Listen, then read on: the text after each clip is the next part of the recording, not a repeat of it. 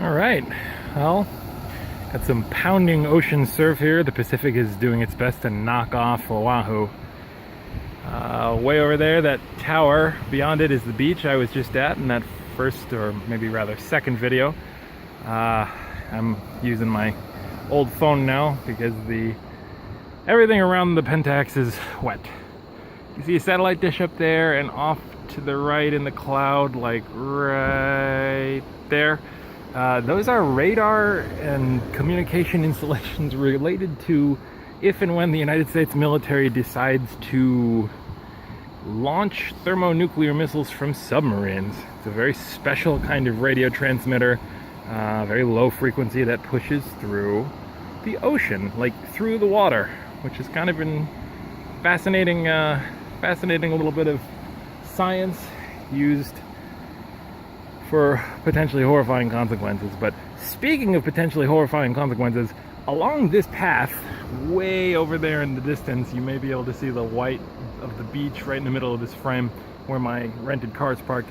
There's not one, there's not two, there's a total of 3 4x4 vehicles that flipped off the 4x4 road, which is extremely rough to be fair, and are abandoned and partially stripped at the bottom of a steep ravine, 20-30 feet down, like this one. So I don't trust anything about this island.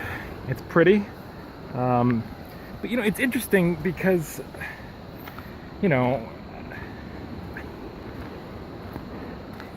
Uber I took today from my Airbnb to where I was picking up this rental car, the woman didn't say hello. She continued to have a conversation using the Bluetooth audio through her car, I believe in Hawaiian. And then when it was over, she still didn't say anything. And in fact, she turned the music on really loud. There's a very odd incongruity with having heard how friendly and talkative and approachable everyone is here. And yeah, this is this Jurassic Park paddock, which I don't understand really. Like, there's no sign saying no, and in fact that sign in there says welcome to the nature preserve, so I don't know, but yeah, that was an odd thing. And then the guy from whom I rented the car, I was telling him about my trip and how I've driven through so much wildfire, and he was saying how, the other week they had a wildfire here, and it's like, oh really? Like, well, it's only 30 square miles. I assume it was putting out pretty fast. He's native Hawaiian, and he looked so salty as he explained. No, I believe the actual words of the Hawaiian Fire Department was, aloha, we'll get to it tomorrow. And that caught me off guard. That made me very entertained, so yeah.